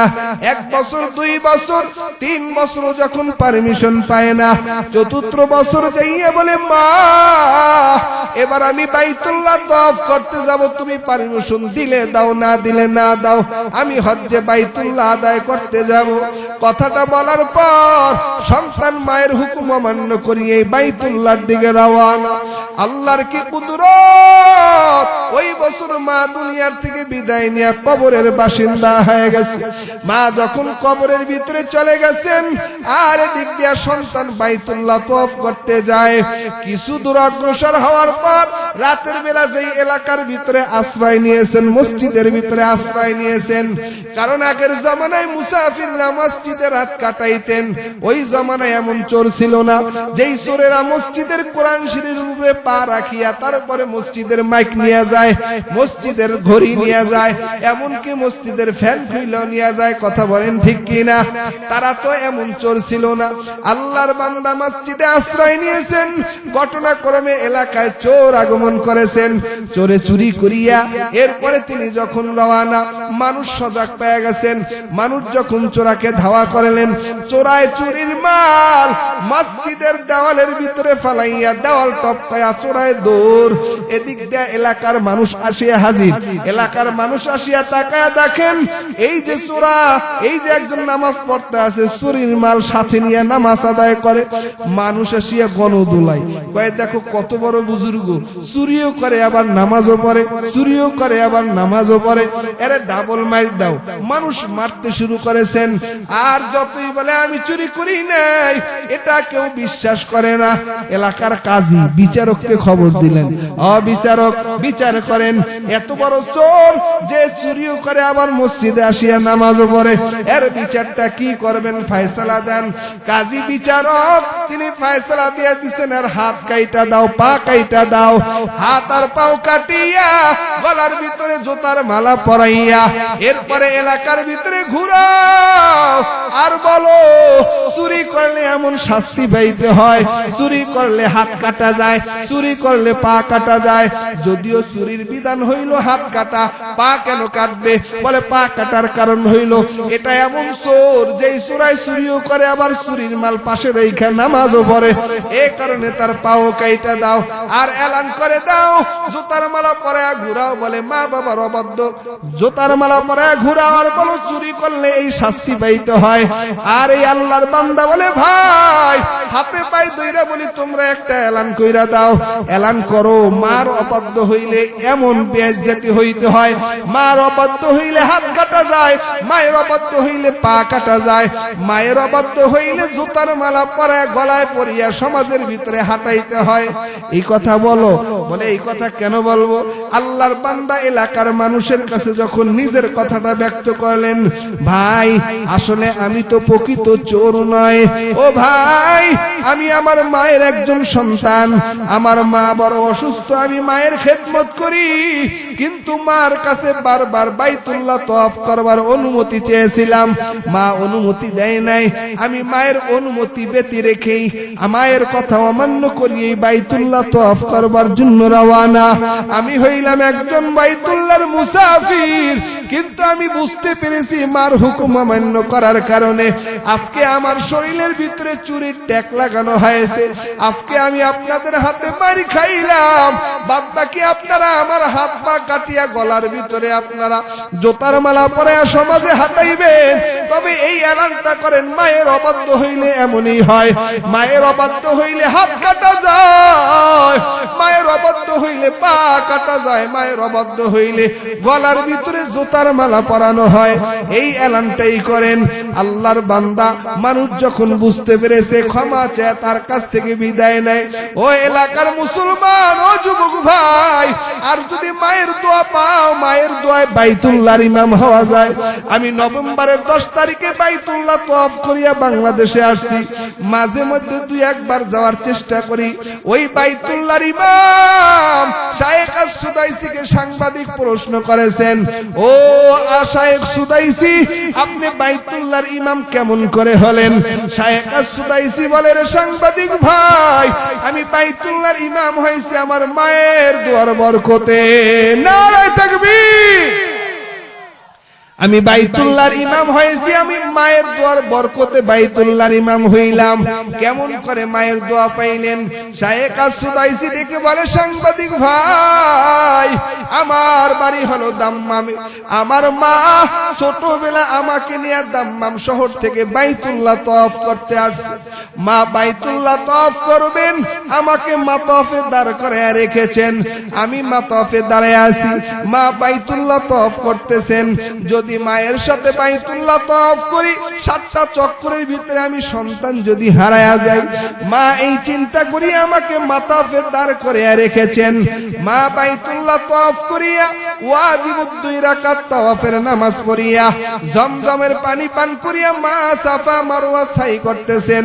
আমি তাকায়া দেখতেছি সাফা মারওয়ায় কিছু বাচ্চারা খেলাধুলা করে, আমি ছোট মানুষ খেলার মজা পাইয়া ওই মা বাবার মার হুকুম অমান্য করিয়া মা রাইখা গেছেন, আমি ওখানে আর থাকি নাই, বাচ্চাদের খেলার সাথে মিশিয়ে গেলাম। মা যখন ওই সাফা মারওয়া তওয়াফ করিয়া মাতাফে আসি আমাকে তালাশ করতেছেন, মা আসি আমাকে খুঁজিয়া পায় না। মার মনের ভিতরে বড় রাগ গুসা, কিন্তু মা বদদোয়া করে না। এ সন্তানের পিতা মাতারা পায়ে হাত রেখে বলে যায়, কোনদিন সন্তানকে বদদোয়া করবা না, কত মা বাবা সন্তানের উপরে রাগ হইয়া বলে, এরে কি আল্লাহ দেখে না? এই কেন গাড়ির তলে ভরে না? এই কেন মরে না? কত অভিশাপ দেয়, কত বদদোয়া দেয়। ও সন্তানের পিতামাতারা, মা বাবাই যখন দোয়া করে, আসমান আর জমিনের মধ্যবর্তী জায়গায় কোনো পর্দা থাকে না, আল্লাহ ডাইরেক্ট কবুল করে নেয়। এই কারণে পায়ে হাত রেখে বলে যায়, কোনদিন সন্তানকে বদদোয়া করবা না। শায়েখ আস-সুদাইসির মা ওই মাতফে দাঁড়াইয়া বাইতুল্লাহর দিকে তাকাইয়া তাকাইয়া ডাক দিয়া কয়, বাইতুল্লাহর মালিক, আমার সুদাইসি, আমার সন্তান সুদাইসিকে তোমার ঘর বাইতুল্লাহর ইমাম বানায়া দাও। মা ডেকে বলে, আল্লাহ, যদি আমার সন্তান ইমাম হয় কোনদিন হারাইবে না, কারণ জমিনের ভিতরে মসজিদের ইমাম হারায় না, মাঝে মাঝে মুক্তাদি হারায়া যায়। কথা বলেন ঠিক কিনা? শায়েখ আস-সুদাইসি মার দোয়ার বরকতে বাইতুল্লাহর ইমাম হয়ে গেলেন। শুধুমাত্র বাইতুল্লাহ না, দুই হারামান শরীফের প্রধান ইমাম হলেন শায়েখ আস-সুদাইসি। এরে যুবক আল্লাহর গোলাম, যদি ওই মা বাবার থেকে দোয়া নাও, বাইতুল্লাহর ইমাম হতে পারবা, কোনো অসুবিধা নাই। এজন্য মা বাবার থেকে দোয়া নাও, আর মাদ্রাসায় সন্তানকে পড়াও। ও সন্তানের পিতামাতারা, একটা সন্তানকে আলেম বানায়া যাও। এলাকার মা বোনেরা, আপনাদের তো জান্নাতে যাওয়া বড় সহজ ব্যাপার। ও মা বোনেরা, আপনারা জান্নাতে যাওয়ার জন্য যুদ্ধের ময়দানেও যাওয়া লাগে না, মসজিদে যে জামাতে নামাজও পড়া লাগে না, আপনাদের আমল বেশি করা লাগে না, অল্প আমল করলেই জান্নাতে যাইতে পারবেন রে মা। আল্লাহর ওলি বাইজিদ বুস্তামির নাম কে না শুনছেন? ওই বাইজিদ বুস্তামি রাস্তা দিয়া চলতেছেন, রাস্তা দিয়া চলেন, একদিনের ঘটনা। বাইজিদ এমন একটা গাছের নিচে বসছেন, আল্লাহওয়ালা মানুষ, বুজুর্গ মানুষ, এমনি আল্লাহর ওলি হয় নাই। বাইজিদ মায়ের দোয়ার বরকতেই আল্লাহর ওলি হয়েছেন। বাইজিদ ছোটবেলা বাবা হারাইছেন, দুনিয়ার জমিনে ছোট বয়সেই বাবাকে হারায় ফেললেন। বাইজিদ এতিম সন্তান, মা ছোটবেলা 7-8 বছর বয়সে বাইজিদকে মাদ্রাসায় দিয়েছেন। এ সন্তানের পিতা মাতা ভালো করে শুনে নাও, বাইজিদকে মাদ্রাসায় ভর্তি করানোর পরে ওই মাদ্রাসার হুজুরকে বাইজিদের মা বলে আসছেন, হুজুর, আমার সন্তানকে নবীর সুন্নতি দস্তর, নবীর বরকতি পাকবে না পড়ায়া আমার সন্তানকে মাদ্রাসার থেকে বিদায় করবেন না, আমার সন্তান আলেম না হওয়া পর্যন্ত মাদ্রাসার থেকে বিদায় দিবেন না। বাইজিদ কিছুদিন যাওয়ার পর উস্তাদের কাছে ছুটি চায়, উস্তাদ জি, আমি আমার মায়ের সাথে দেখা করতে যাব। উস্তাদ বলে, না, সুযোগ নেই, যাইতে পারবা না, কারণ মা বইলা দিস। এরপরে ছোট মানুষ ইনয় বিনয় করিয়া বাবা উস্তাদজিকে ডেকে বলে, উস্তাদজি, আমি একটু মায়ের সাথে দেখা করতে যাব, ছুটি চাই, ছুটি দেন। উস্তাদজি বলে, একটা কিতাব দিছেন, হয় কোরআন শরীফ না হয় যে কোনো একটি কিতাব, এই কিতাবটা মুখস্থ করিয়া তারপরে তুমি তোমার মায়ের সাথে দেখা করবার ছুটি পাইবা। উস্তাদের চিন্তা হলো, এমন কিতাব, এটা মুখস্থ করতে সময় লাগবে, হয়তো 6 মাস, না হয় 1 বছর, না হয় 2 বছর।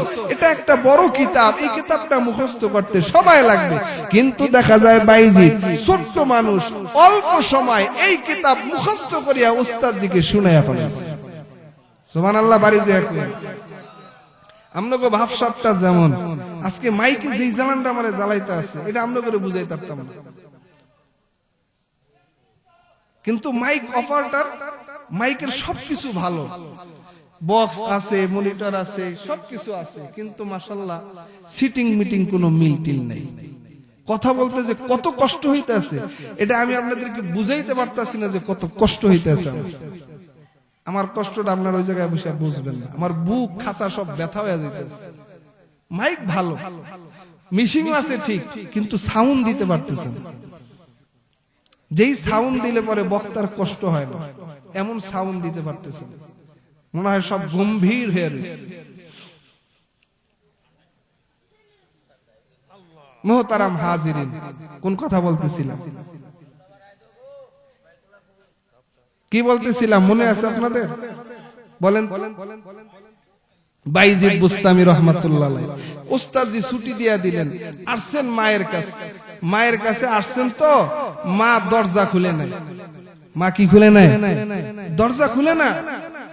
মা ডেকে বলে আমি সন্তান মাদ্রাসায় দিয়েছি, আলেম না হওয়া পর্যন্ত বাসাতে আসতে পারবে না, এটা আমার ওয়াদা। আমরা তো সন্তানকে এমন আদর করি, উস্তাদজি না কোনো শাসন করতে পারে না, আমরাও সন্তানকে মাদ্রাসার থেকে মাদ্রাসায় রাখতে পারি, উস্তাদের কাছে ছাইরা দিতে পারি। উস্তাদ সন্তানের মহব্বতে এমন হয়ে যায়, এক পর্যায়ে সন্তান বেদব হয়ে যায়, আলেম তো দূরের কথা। কথাক্ষণ ঠিক কিনা? কিন্তু মা যে ত্যাগ স্বীকার করেছেন, মা বলেছেন আমি দিয়ে আসছি তো আসছি, আলেম না হওয়া পর্যন্ত তুমি বাসার ভিতরে আসতে পারবে না। কি ত্যাগ স্বীকার করেছেন মা। এ পর্দার আড়ের মা বলেন, আপনারাও মা, বাইজিদ বুস্তামিও মা।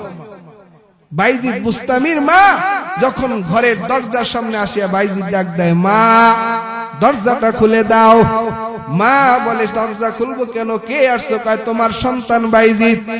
কয় আমার সন্তান বাইজিদ আসতে পারে না, আমি আমার সন্তান বাইজিদকে মাদ্রাসায় রেখে আসছি। বাইজিদ বলে আমি মাদ্রাসার থেকে আসছি। বলে না, যাও মাদ্রাসায় চলে যাও, আলেম না হওয়া পর্যন্ত সন্তান বাড়ির ভিতরে আসতে পারবা না। ও পর্দারের মা, সন্তানকে যদি আলেম বানাইতে চান ত্যাগ স্বীকার করতে হবে। সন্তানকে যদি আলেম বানাইতে চান, সন্তানকে যদি হাফেজ বানাইতে চান, এই নভেম্বরের সম্ভবত 23 তারিখ ময়মনসিংহ একটা বাচ্চাকে দস্তরে ফজিলাত পাগড়ি পরাইতেছি। বাচ্চাটা মাত্র 3 মাসে কোরআনুল কারীম 90 দিনে হেফজ শেষ করেছেন। আমি বললাম হুজুর এই 7টা সন্তানকে পাগড়ি পরাইলাম, এই বাচ্চাটা 3 মাসে হেফজ করলো, কারণটা কি, এর ভিতরে কি আছে? বলে হুজুর কিছু আছে আর না আছে, যত প্রেসার দিছে এই সন্তানটা প্রেসার নিতে পারছে, চাপ সহ্য করতে পারছে। তাকায় দেখি সন্তানটা একেবারে হ্যাংলা হয়ে গেছে, সিলিম হয়ে গেছে, শুকায় গেছে। সন্তান 3 মাসে কোরআনের হেফজ শেষ করলো। ও সন্তানের পিতামাতারা, কষ্ট না করলে আলেম হওয়া যায় না। এই সন্তানটা 3 মাসে হাফেজ হয়েছেন তো কষ্ট কইরা হয়েছেন। এই ত্যাগ স্বীকার করার কারণে 3 মাসে সন্তানটা কোরআনুল কারীম হেফজ করলেন। বাইজিদ বুস্তামির মার সাথে আর বাইজিদ বুস্তামির সাক্ষাৎ হয় নাই, মাদ্রাসায় চলে গেছে। আল্লাহর ওলি বাইজিদ মায়ের দুয়ার বরকতে যখন ওলি হয়ে গেছেন, গাছের নিচে বসছেন। আল্লাহ ওয়ালা আল্লাহ না, আল্লাহ ছাড়া জুদা না। কথাক্ষণ ঠিক কি না? আল্লাহ ওলিরা তো আল্লাহ না, তবে আল্লাহ ছাড়া জুদা না। বাইজিদ বুস্তামি রহমাতুল্লাহ আলাই গাছের নিচে বসছেন, উপরে পাখি। বাইজিদ বুস্তামি বলে, পাখি তুমি আমার শরীরে পায়খানা করে দিও না, কারণ আমি বাইজিদ তাহারাত অবস্থায় নামাজ পড়তে চাই, না পাক করিও না। পাখির তো ডানা আছে, বাইজিদের ডানা নাই। পাখি অহংকার বশত হইয়া বাইজিদের শরীরে পায়খানা করে দিছে। বাইজিদ গরম মেজাজটা নিয়ে যখন পাখির দিকে নজর করলেন, পাখি পুইরা ছাই হইয়া জমিনে পড়ে গেছে। সুবহানাল্লাহ। বাড়ি দেখবেন বাইজিদ বুস্তামি রহমাতুল্লাহ আলাইহি আল্লাহ ওয়ালা মানুষ চলতেছেন, নামাজের সময় হয়ে গেছে, নামাজ পড়বে, কিন্তু তহরাতের প্রয়োজন। কোন জায়গায় যায় তহরাত পবিত্রতা হাসিল করবেন? তাকে দেখেন পাহাড়ের কিনারায় ছোট্ট একটি কুড়ের ঘর দেখা যায়। ওই ঘরের কিনারায় দাঁড়াইলেন। ঘরের কিনারায় দাঁড়ায় বলে, ঘরওয়ালারা কে আছো, আমাকে 1 লোটা পানি দাও, আমি একটু তহরাত করে নামাজ আদায় করব। একবার আওয়াজ দিয়েছেন, কোনো সাড়া নাই। দ্বিতীয়বার আওয়াজ দিয়েছেন, কোনো উত্তর নাই। তৃতীয়বার আওয়াজ দিয়েছেন, কোনো উত্তর নাই। চতুর্থবার গরম মিজাজ নিয়ে আওয়াজ দিলেন। এমন সময় চতুর্থবার ডাকের সময় 1 লোটা পানি বাহিরে দিয়া ভিতর থেকে আওয়াজ দিয়া বলে, বাইজিদ এই ঘরের ভিতরে আসিয়া পাখি মারার গরম মেজাজ দেখাইও না। নারায়ে তাকবীর। বাইজিদ বুস্তামি ডেকে বলে, ও মা আমি কোথায় পাখি মারলাম, কোন জায়গায় পাখি মারা গেছে, তুমি এখান থেকে কেমন করে জানলা? বাইজিদ বুস্তামি রহমাতুল্লাহ আলাইহি ডাক দেয়া কয়, মা তুমি বলো কেমন করে জানলা এত দূরে পাখি মারলাম? ওই সময় তো আমার সফরের সঙ্গী ছিল না, ডানে বামেও লোক ছিল না, আমি ছিলাম একা, তুমি কেমন করে জানলা? ভিতর থেকে আওয়াজ দেয়া বলে, বাইজিদ আমি তোমার মায়ের বয়সীও না, তোমার দাদির বয়সীও না, নানির বয়সীও না, আমি মাত্র 16 বছরের এক একটা যুবতী মেয়ে, আমার বিবাহর বয়স মাত্র 3 মাস। আমার স্বামী ডাক্তার না, আমার স্বামী ওসিডিসিএস পিআইজি উকিল মুক্তার কিছুই না। আমার স্বামী হলো সামান্য একজন কাঠুরিয়া, আমি একজন কাঠুরিয়ার বিবি। তবে বাইজি তুমি এসে যখন প্রথম ডাক দিয়েছো, আমি দ্বিতীয় রাকাত নামাজ আদায় করতেছি, 4 রাকাতের নামাজ। তৃতীয়বার যখন ডাক দিয়েছো, আমি তৃতীয় রাকাত পড়তেছি। তুমি যখন দ্বিতীয়বার ডাক দিলে, তৃতীয় রাকাত পড়লাম। তৃতীয়বার ডাক দেওয়ার সময় আমি চতুর্থ নামাজ পড়লাম। চতুর্থ ডাক দেওয়ার সময় আমি তোমাকে 1 লোটা পানি দিলাম। তবে বাইজি শুনো, আমি এমনি অর্জন করি নাই, আমি নবীর এক হাদিস নকল করে চলার কারণে আল্লাহ আমাকে এই মাকাম দান করেছেন। ও পর্দার আড়ালের মা বোনেরা, মাইকের আওয়াজ কানে যায় আম্মা জানেরা, আপনারা সেই 16 বছরের যুবতী মেয়ে, আপনিও একজন মেয়ে, আপনিও নারী। বাইজিদ মুস্তামির মাও মা, আপনিও মা। আল্লামা শায়েখ সুদাইসির মাও মা, আপনিও মা। ও মা, আপনি কেন পারবেন না? একটু মনকে বুঝান। নবীর হাদিস আল্লাহর বান্দি দেখে বলে, রে বাইজিদ, আমি নবীর একটা হাদিস নকল করে চলার কারণে আল্লাহ তো ইজ্জত আর সম্মান দান করেছেন। আমি যখন নামাজ পড়িয়া ডানে বামে সালাম ফিরাইয়া এই জমিনের দিকে তাকাই, গোটা দুনিয়াটা আমার সামনে পানদানের মতন আল্লাহ হাজির করে দেয়। নারে তাকবীর! কি সেই আমল? আল্লাহর রাসূল বলেন, قال النبي صلى الله عليه وسلم المرأة إذا صلت خمسها وصامت شهرها وأحسنت فرجها وأطاعت بالها।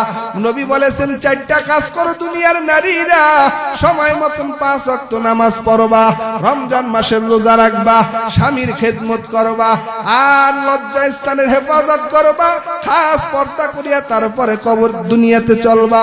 লজ্জা স্থানের হেফাজত, খাস পর্দা করিয়া যখন চলবা, এই আমল যখন করবা, নামাজ পড়বা, হালাল খাইবা, এই জমিনের ভিতরে আল্লাহর দিদার লাভ করতে পারবা। যেমনি ভাবে দিদার লাভ করেছেন রাবেয়া বসরি রহমাতুল্লাহ আলাইহা। রাবেয়া বসরি স্বামী নাই, বান্ধবীরা দেখে বলে, রাবেয়া তোমার তো স্বামী নাই, একজন স্বামী গ্রহণ করবানি।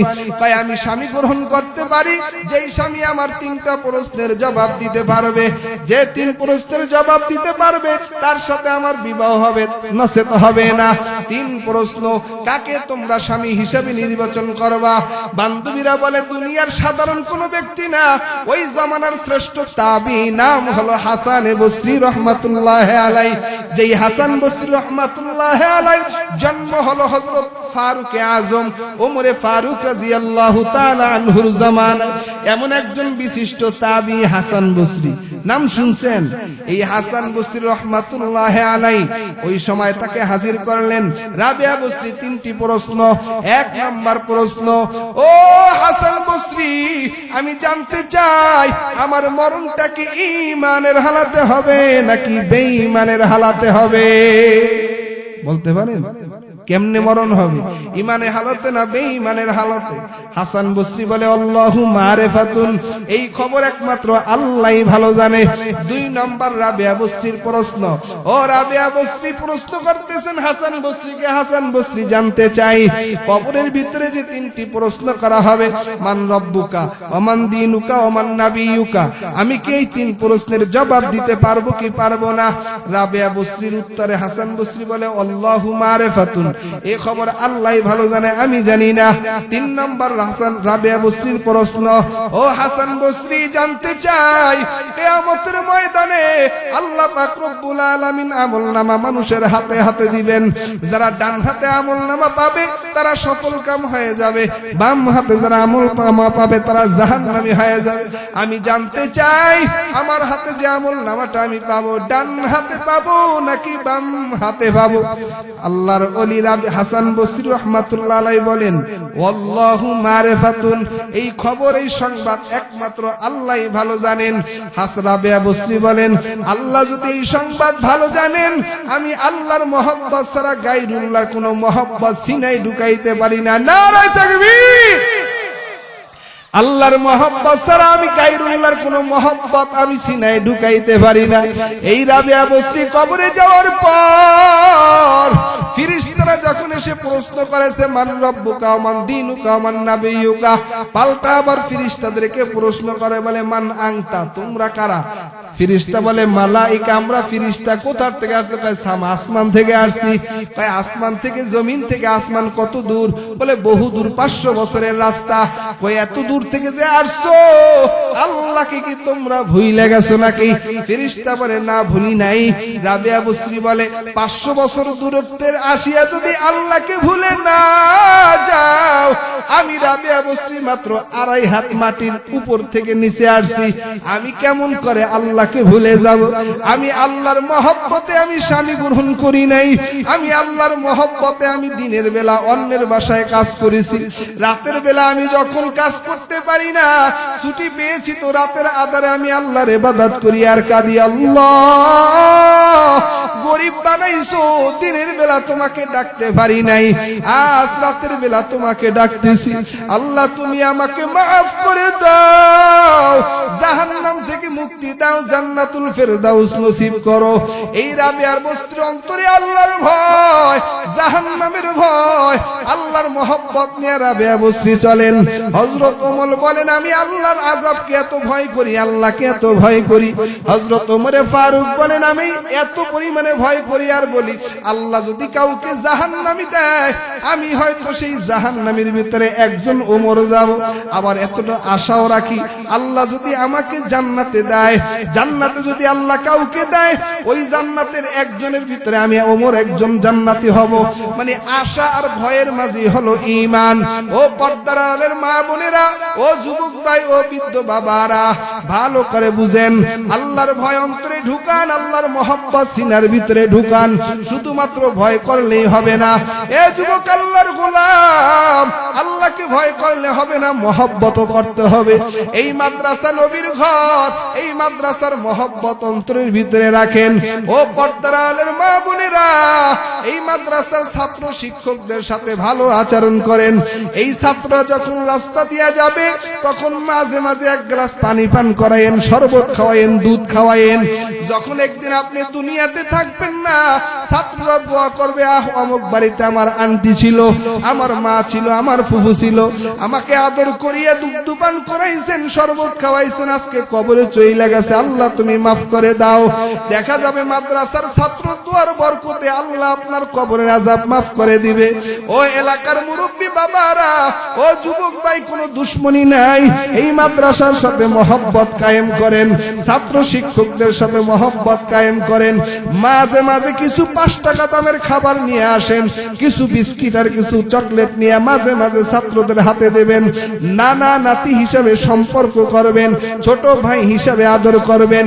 যেই দিন আপনি দুনিয়াতে থাকবেন না, কবরের বাসিন্দা হয়ে যাবেন, ওই দিন এই ছাত্ররা বলবে হ্যাঁ আমার দাদাই ছিল এখন নাই, আয় আল্লাহ তুমি আমার দাদাকে মাফ করে দাও। এ যুবক ভাই, ও বৃদ্ধ বাবারা, এজন্য আল্লাহর ভয় অন্তরে নিয়ে চলো, আল্লাহর মহব্বত সিনার ভিতরে ঢুকাও, আর মা বাবার সাথে সৎ আচরণ করো। যাদের মা বাবা নাই তারা সারা বুঝবে না যে মা বাবা জমিনের ভিতরে কত আপন। যাদের মা বাবা আছে তারা বুঝবা না, তবে যারা আছে মা বাবার থেকে দোয়া নাও, মা বাবার খেদমত করে নাও। মা বাবা যে কত বড় নিয়ামত, ছোট্ট একটা বাস্তব ঘটনা বলে আমি শেষ করব। এরে যুবক আল্লাহর গোলাম, আমি কয়েক বছর আগে ঠাকুরগাঁও রানী শঙ্করে মাহফিলে গিয়েছিলাম। সৈয়দপুর বিমানবন্দরে নামার পর ওখান থেকে যেই বাসার ভিতরে আমাকে জায়গা দিলেন, রেস্টের জায়গা, আমি খাবার খাইতেছি। এমন সময় যুবক মানুষ, 30-35 বছর বয়স, এই যুবক মানুষ আল্লাহর বান্দা আমাকে মেহমানদারি করাইতেছেন। সামনে তাকায় দেখি 2টা বাচ্চা, একটা বাচ্চার বয়স হলো 5 বছর, আর একটা বাচ্চার বয়স হলো 7 বছর। এই বাচ্চা 2টা একে অপরের সাথে লাগালাগি করে।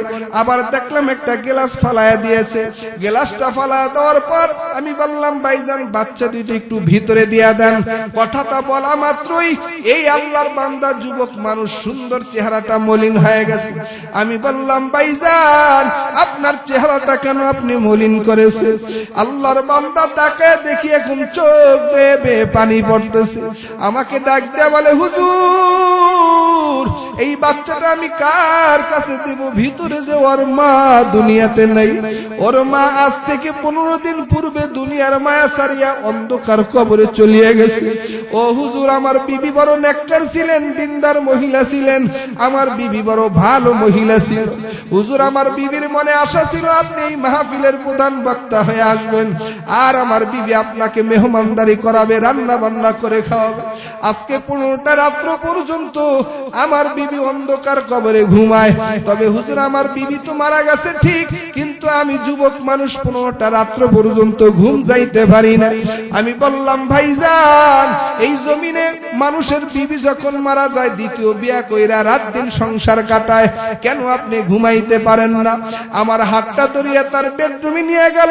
তাকায় দেখি বেডরুমের ভিতরে চকলেট দেখা যায়, চিপস দেখা যায়, বেডরুমের ভিতরে জুসের বোতলও দেখা যায়। আমি বললাম, ভাইজান, আপনার ঘরে দি ছোটখাটো একটা মজার দোকান দেখা যায়।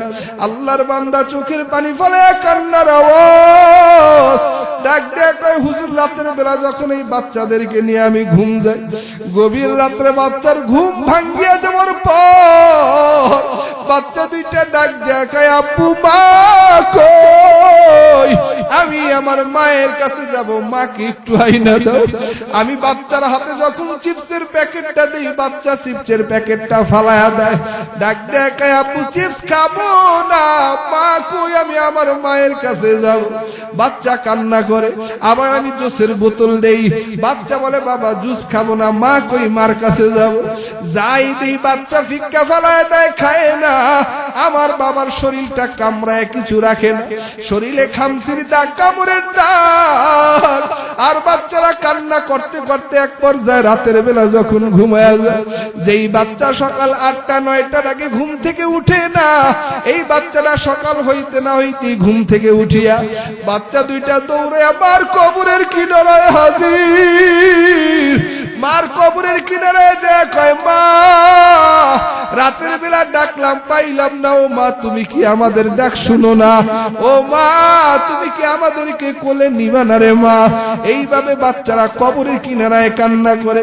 কিছু সময় কবরে থাকার পর দৌড়ে দাদার কোলে উঠে কয়, দাদা ভাই, মায়ের ডাকতেছি, মা ডাক শুনে না।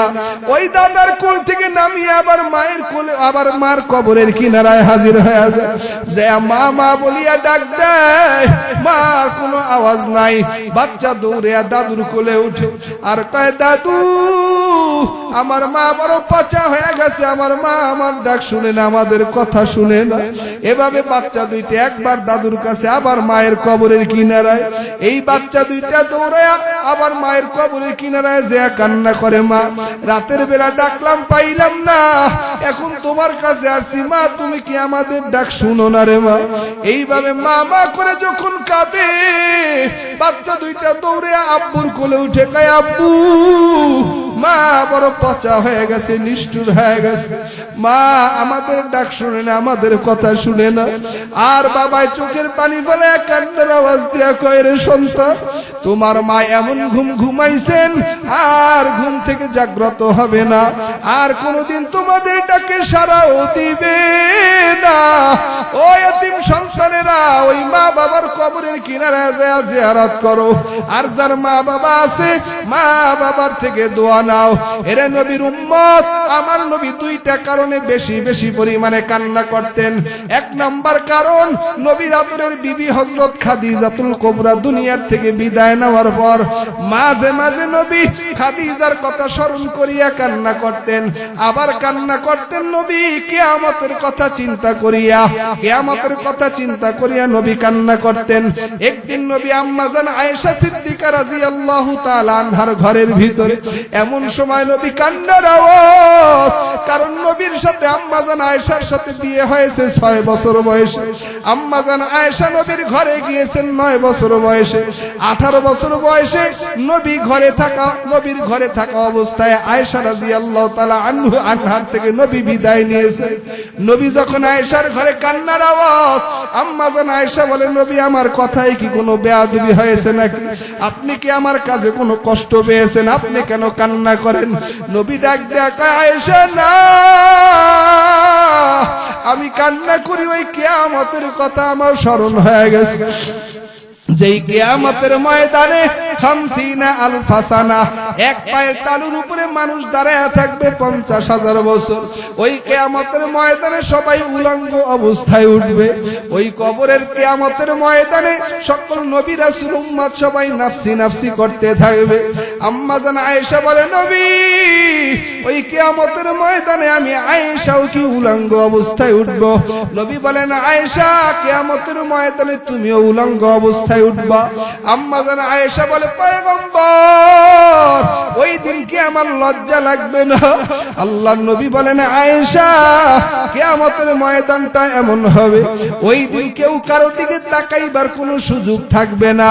এ যুবক ভাই, ও বৃদ্ধ বাবারা, ও পর্দার আড়ালের মা বোনেরা, দিলটা নরম করে দাও। আজ আমাদের অন্তর বড় শক্ত হয়ে গেছে, যার কারণে চোখের ভিতরে কান্না নাই, চোখের ভিতরে পানি নাই। নবী বলেন, ইবকু ইবকু ফাইল্লাম তাবকু ফাতাবাকু। উম্মতেরা বেশি বেশি কাঁদো আর কম কম হাসো। নবী চোখের পানি ফেলে কান্না করে আর বলে, আয়েশা ওই কিয়ামতের ময়দানে সেই দিন কেউ কারো দিকে তাকাইতে পারবে না।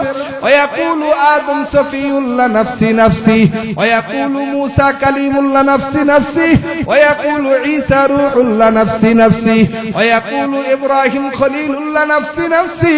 সবাই নাফসি নাফসি করতে থাকবে। আল্লাহর নবী বলেন, ওই দিন শুধু একজন কেবলমাত্র আমি নবী মাকামে মাহমুদে সেজদা অবস্থায় থাকবে। কিয়ামতের ময়দানটা এমন হয়ে যাবে, ওই কিয়ামতের ময়দানটা জাহান্নাম গুরিম গুরিম আওয়াজ করবেন।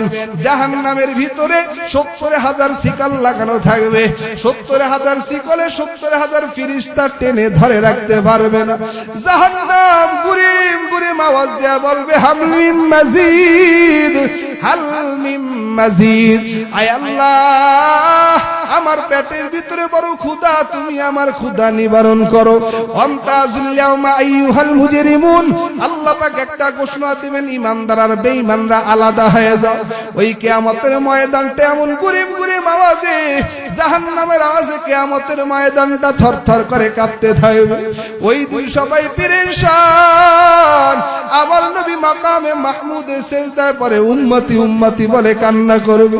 ওই দিন নবীর কান্নাটা এত ভারী হয়ে যাবে, নবীর কান্না যখন সহ্য হবে না, আল্লাহর নূরের ফেরেশতা, আল্লাহর নূরের ফেরেশতা আল্লাহকে ডেকে বলেন, আল্লাহ আপনার নবীর কান্নাটা থামায়া দেন, নবীর কান্না আমরা সহ্য করতে পারি না। ওই দিন আল্লাহ পাক রব্বুল আলামিন আমার নবীর হাতে একটু বরকতি পানি দিয়ে বলবেন, নবী আমার এই পানিটা জাহান্নামের উপরে ছিটায়া দেন। নবী কান্না করতেছেন আর বলে, নবী যখন কান্না করে আল্লাহ বলেন, ও পয়গম্বর আপনার কান্নাটা বন্ধ করেন।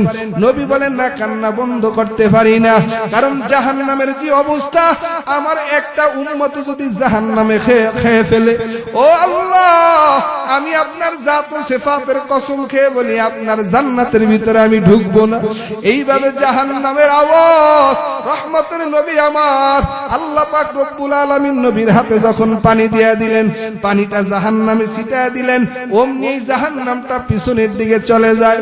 আল্লাহ নবী বলেন, ও আল্লাহ এমন কি বরকতি পানি আপনি আমার হাতে দিলেন, যেই পানিটা জাহান্নামে দেওয়ার পর জাহান্নামটা পিছনের দিকে চলে গেল। এটা কেমন বরকতি পানি?